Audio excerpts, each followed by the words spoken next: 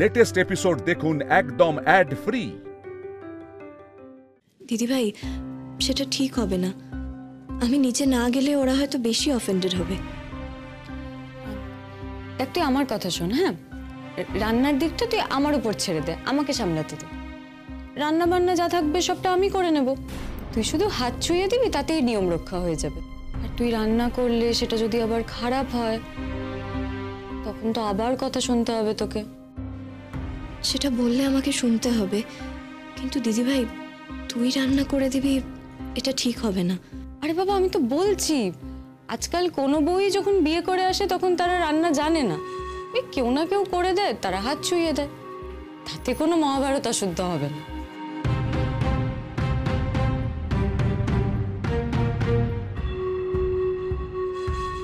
বুঝেছি, আমাকে এবার অন্য কার্ড খেলতে হবে। অবশ্য তোর যদি আপত্তি থাকে তো শ্বশুরবাড়ির রান্নাঘরে আমাকে ঢুকতে দিতে, তাহলে আলাদা ব্যাপার। দিদিভাই তুই এসব কি বলছিস? আমার কেন আপত্তি থাকবে বলতো? না, তোর তো মনে হচ্ছে আমি ইচ্ছে করে তোকে কাল বকুনি খাইয়েছি, কাজেই হয়তো ইচ্ছে করে আমি খারাপ রান্না করে তোকে কোনো...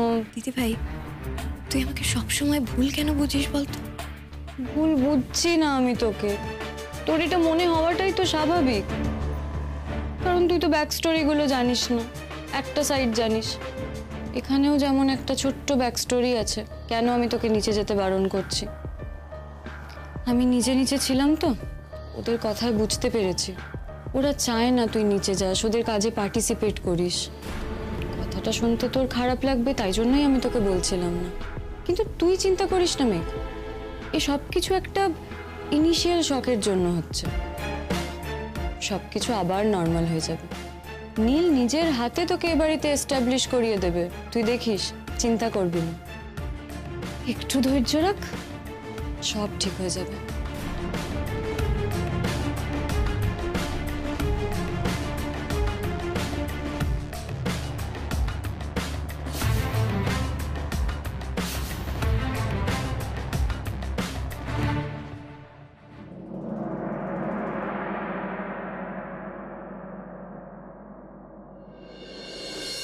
সবুজ, আরো ফুল লাগবে বুঝলি? তুই এক কাজ কর, তুই ডেকোরেটরকে গিয়ে বল উপরটা যেন ভালো করে সাজিয়ে দে।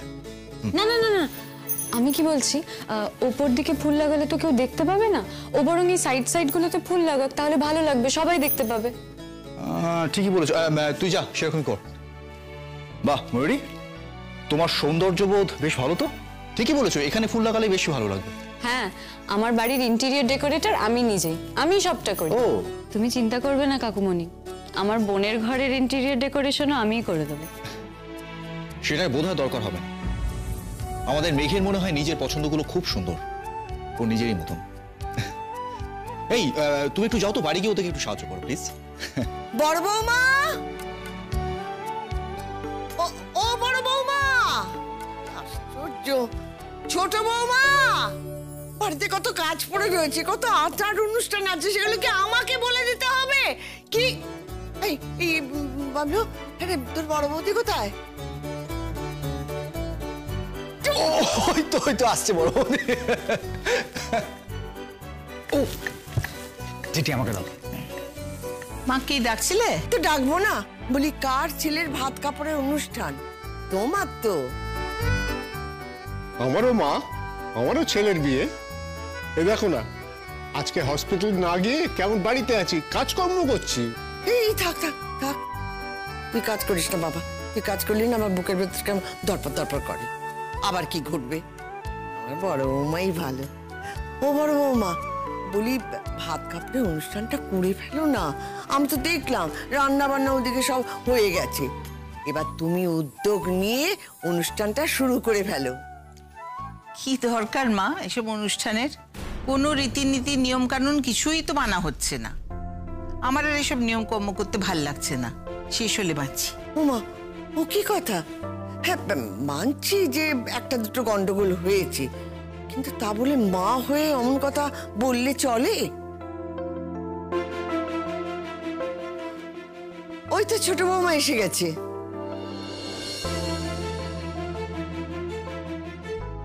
ছোট বৌমা, ভাত কাপড়ের থালা সাজানো হয়েছে তো? কি ব্যাপার বলো তো? আচ্ছা, তোমাদের এরকম গা ছাড়া ব্যাপার কেন বলো তো? না, আশ্চর্য, বলি হয়নি কেন? আচ্ছা, এসব কথা কি আমাকে তোমাদের বলে দিতে হবে? মা, দিদি ভাই তো বলছিল যে আর কোনো রিচুয়ালস করবে না, তাই। বড় বৌমা রাগের মাথায় একটা কথা বললো আর তুমি সেটা নিয়ে বসে গেলে। যাও যাও, ভাত কাপড়ের থালাটা সাজাও। যাচ্ছি মা, কিন্তু দিদি ভাই যে কথাটা বলেছে ওটা কিন্তু আমিও মানি। কাল রাত্রের নিয়ম কিন্তু আপনার নাত বউ মানেনি, তাহলে আর এই সমস্ত বেকার। তুমি থামবে? তোমাকে কি বলা হলো? ভাত কাপড়ের থালাটা সাজাতে যাও।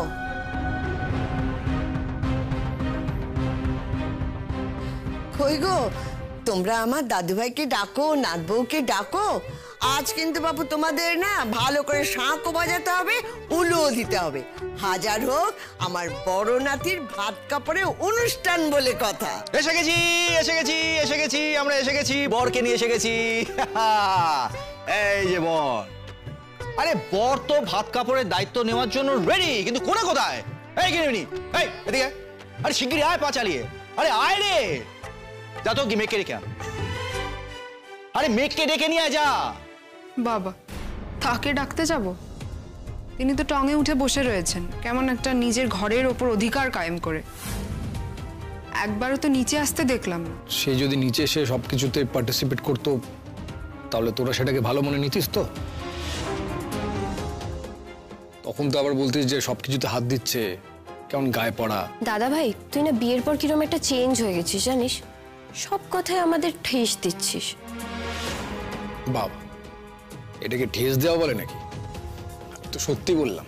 তুই কথায় কথায় আমাদের এরম ভাবে বলছিস কেন রে দাদা ভাই? তুই জান না, তুই নিজে গিয়ে তোর বউকে ডেকে আন। এই দাদা ভাইয়ের সঙ্গে এভাবে কথা বলছিস কেন? এই বিয়ের পর দাদা ভাইয়ের সঙ্গে না তোরাও কিরকম একটা অদ্ভুত ব্যবহার করছিস।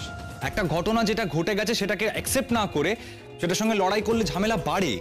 বাবা, তুই তো দেখছি সাংঘাতিক জ্ঞানী হয়ে গেছিস।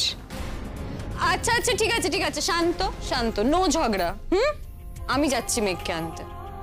আমার বোনটাও না, কি করে একটা মানুষ সারাক্ষণ ঘরে বসে থাকতে পারে আমি জানি না। ও তো ওই রকম, নিশ্চয়ই কোনো বই নিয়ে বসে আছে, জানো? আমি নিয়ে আসছি মেঘকে, দাঁড়াও। কে জানে বাবা, আমার তো এখন যে কোনো রিচুয়ালই ভয় করছে, আবার না কোনো অনর্থ হয়ে যায়।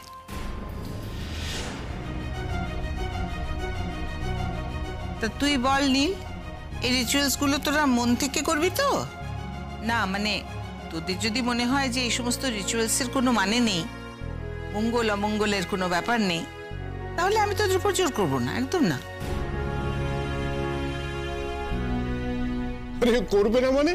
ওর বাবা করেছে, ওর কাকা করেছে, ওর ঊর্ধ্বতন চতুর্দশ পুরুষ করেছে, আরে ও করবে।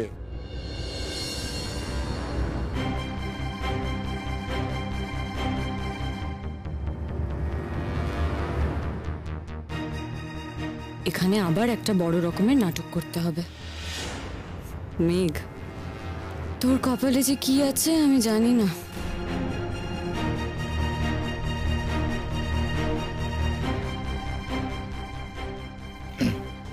গো, সকলের সামনে এভাবে ড্যাব ডেপিয়ে তাকিয়ে থাকলে কিন্তু কেস খাবে।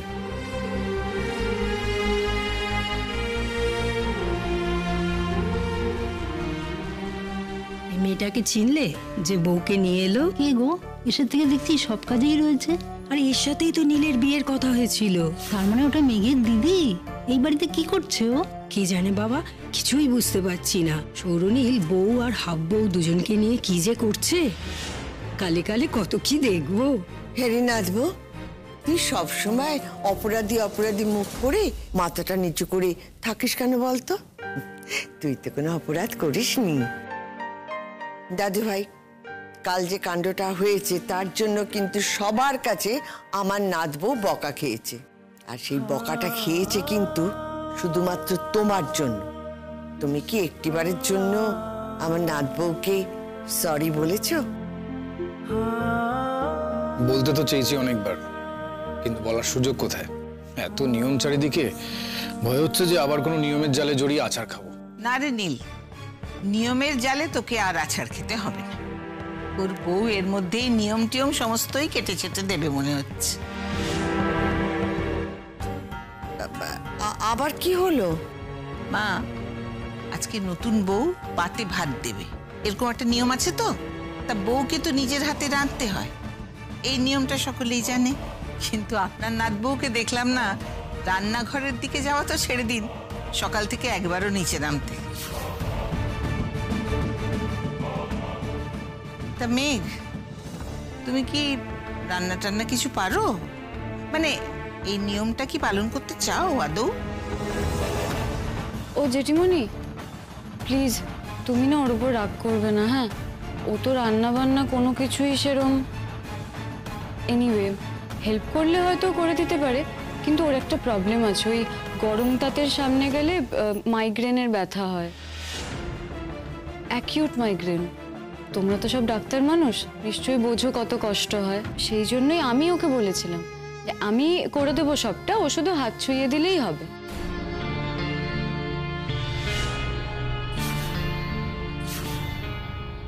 আমি নিচে নিচে ছিলাম তো, ওদের কথায় বুঝতে পেরেছি ওরা চায় না তুই নিচে যাস, ওদের কাজে পার্টিসিপেট করিস। দিদি, কি করতে চাইছিস তুই? আমাকে একরকম বললি, এখানে আর একরকম। আমি কি বলে যাবো তুই আমাকে অন্য কথা বলেছিলি? না, লাভ নেই, আমাকে কেউ বিশ্বাস করবে না। ও জেঠিমণি, ওর ওপর প্লিজ ওরম করে রাগ করো না, তোমরা তো সবাই ডাক্তার মানুষ। ওর মাইগ্রেনটা সারিয়ে দাও না, তাহলে দেখবে রোজ তোমাদের রান্না করে খাওয়াবে, কেমন? থাক, সে আর আমার খেয়ে কাজ নেই। রেগে আছো তো তুমি? ঠিক আছে, তোমার রাগ আমি পরে ঠিক করে দেবো, কিন্তু এখন তো অনেক নিয়ম কানুন আছে, অনেক কিছু কাজকর্ম আছে, সেগুলো করতে হবে তো। থালা কই?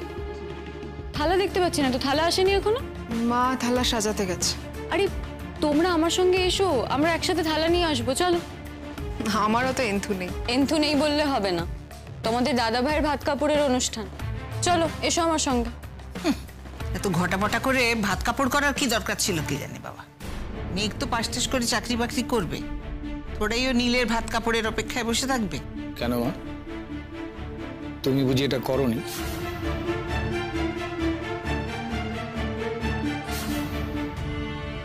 ঠিক ঠিক, একদম ঠিক বলেছে নীল। দেখছিস তো, নিজে ডাক্তার, নাম করা ডাক্তার, রোজগার হয়তো আমার চেয়ে বেশিই করে, অথচ আমারটি খাবেন, আমারটি পরবেন, একটা শপিং নিজের পয়সায় করেন। আজ অব্দি কোনো রেস্তোরাঁয় খেতে গিয়ে ব্যাগ খোলেননি। এ বাবা, বৌদি এটা কিন্তু সেম সাইড হয়ে গেছে। আর তাছাড়া বৌদি কবে মেঘ পাশ করবে, কবে চাকরিতে ঢুকবে, আরে ততদিন তো নীল দায়িত্বটা নেই।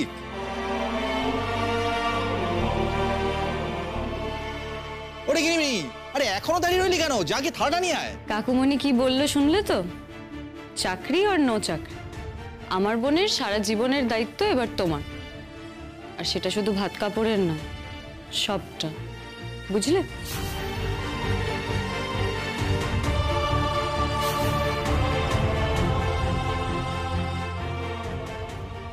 এসো।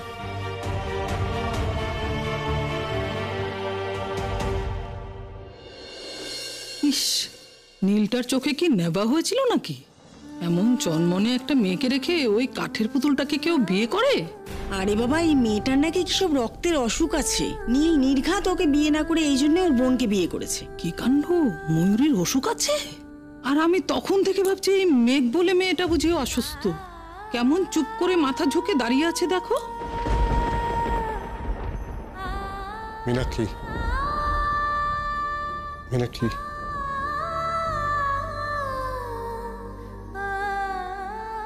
তুমি এসব কি করছো বলো তো? যা সব করছো, যা সব বলছো, এই যে তোমাকে মানায় না। আমাকে কি মানায় না মানায় আমি জানি না, আমার কেবল মনে হচ্ছে আমি ঠকে গেছি ত্রিদীপ। তোমাদের মনে হচ্ছে না তোমরা ঠকে গেছো? একজনের বদলে আরেকজন। আমার ছেলের বিয়ে হয়ে গেল, অথচ আমার ইচ্ছে অনিচ্ছের এতটুকু মূল্য রইল না। যা ঘটেছে সেটা যদি তোমার মনে হয় ঠকা, তাহলে সেই ঠকা তোমাকে ঠকিয়েছে তোমার ছেলে। এই মেয়েটাকে কেন দোষী করছো? তোমার মায়া হচ্ছে না?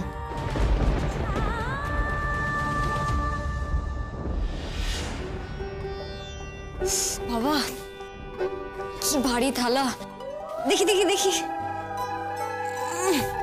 আরে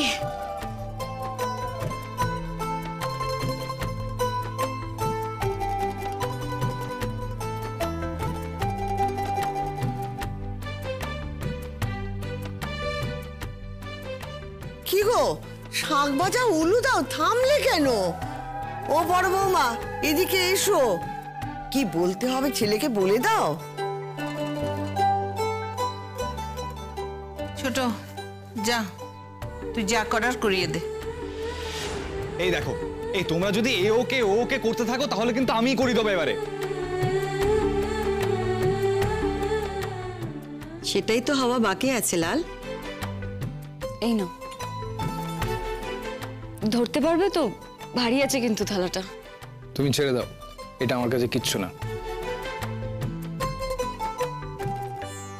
নীল থালাটা মেঘের হাতে দিয়ে বলবে যে মেঘ, আমি তোমার সারা জীবনের ভাত কাপড়ের দায়িত্ব নিলাম।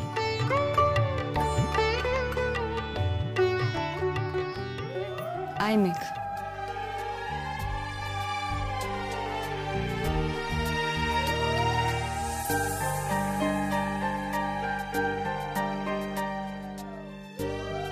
কিরে মন্ত্র বল। দাদা ভাই বল। আরে বাবা, ওই গদার মতো ভারী জিনিসটা হাতে নিয়ে দাঁড়িয়ে আছিস কেন? আরে চালান করে দে বৌদির হাতে। মেঘ, আমি তোমার স্বামী হিসেবে তোমার সারা জীবনের ভাত কাপড়ের দায়িত্ব নিলাম।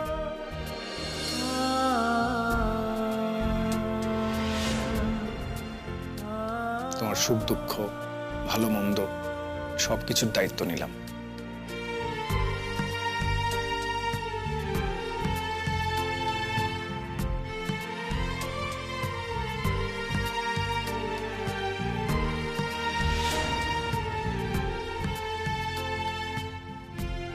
বাপরে, দাদাভাই কি আবার বিয়ের সব মন্ত্র বলবে নাকি? মেঘ, আমি জানি তুমি নিজেই নিজের দায়িত্ব নেওয়ার যথেষ্ট উপযোগী হবে। আরো অনেকের দায়িত্ব নেওয়ার উপযুক্ত হবে।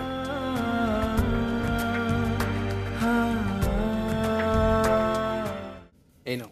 দাঁড়াও দাঁড়াও, তুমি না হয় ওয়ার্কআউট করে মাসেল বানিয়েছো, আমার বোনকে দেখো কিরম রোগা পাতলা। একটু হেল্প করতে হবে, আমি ধরছি, দাও। মেঘ, আমি তোকে সাপোর্ট দেবো, কেমন? বাবা, এ তো বড্ড গায়ে পড়া মেয়ে, সবকিছু যেন ওই করবে। ঠিক বলেছ, একে বিদায় না করলে এই সংসারে সমূহ অশান্তি, এই আমি বলে দিলাম।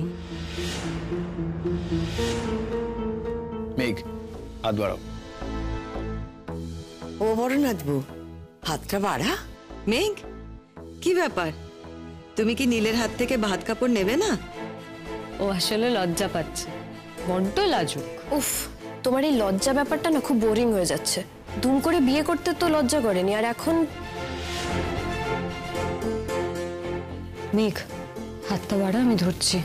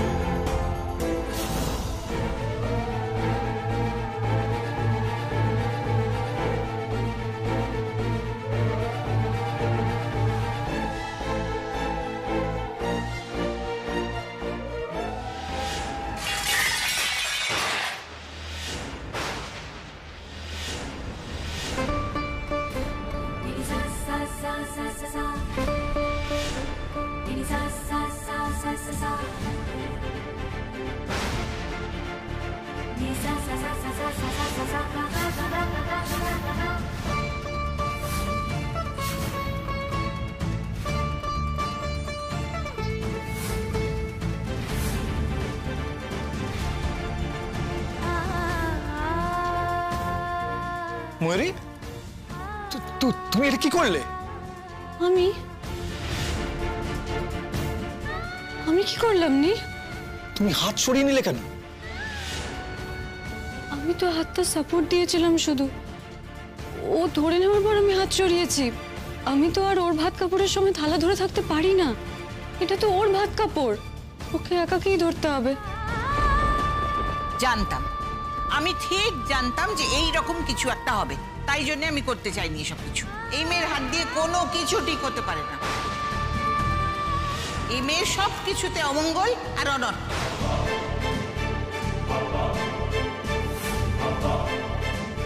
তুমি ওকে দোষ দিচ্ছ কেন? আচ্ছা ময়ূরী, তুমি যদি হাতটা ছেড়েই দেবে তাহলে আগবাড়ি ওর হাতটা ধরতে গেলে কেন? দেখছো ভারী একটা জিনিস, তুমি নিজেও তো ওই থালাটা আনতে পারছিলে না, এখন বোনের হাত ধরে সেটা ছাড়ার আগে তোমার একটিবার মনে হলো না ওই ভারী থালা ও একা ধরবে কি করে? আমি তো শুধু একটা সাপোর্ট দিতে চেয়েছিলাম ঠাম্মা। জেঠি, ও জেঠি, তুমি প্লিজ রাগারাগি করো না, কোনো অমঙ্গল হবে না। আমি ঠাকুরের কাছে আলাদা করে পুজো দিয়ে দেবো। আমি বুঝে গেছি, এই সংসারের অমঙ্গল ছাড়া আর কিচ্ছু হবে না। আচ্ছা আচ্ছা দিদিভাই, এখন আর চেঁচামেচি করে কি লাভ বলো তো? হ্যাঁ, বর্ষা, বর্ষা এদিকে আয়। এইগুলো সমস্ত পরিষ্কার করে তুলে নিয়ে যা, আর জায়গাটা পরিষ্কার কর তাড়াতাড়ি।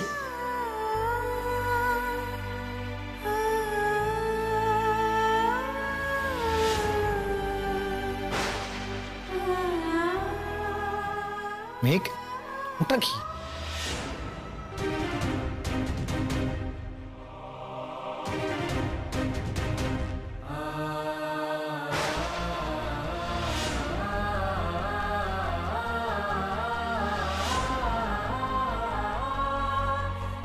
এ কি কেটে গেছে তো অনেকটা।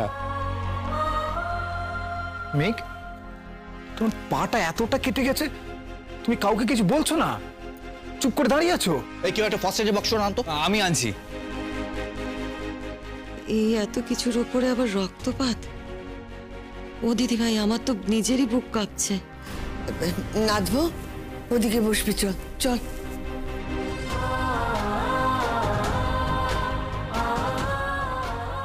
এটা কি হচ্ছে? নীল মেঘের পায়ে এখন ট্রিটমেন্ট করবে নাকি?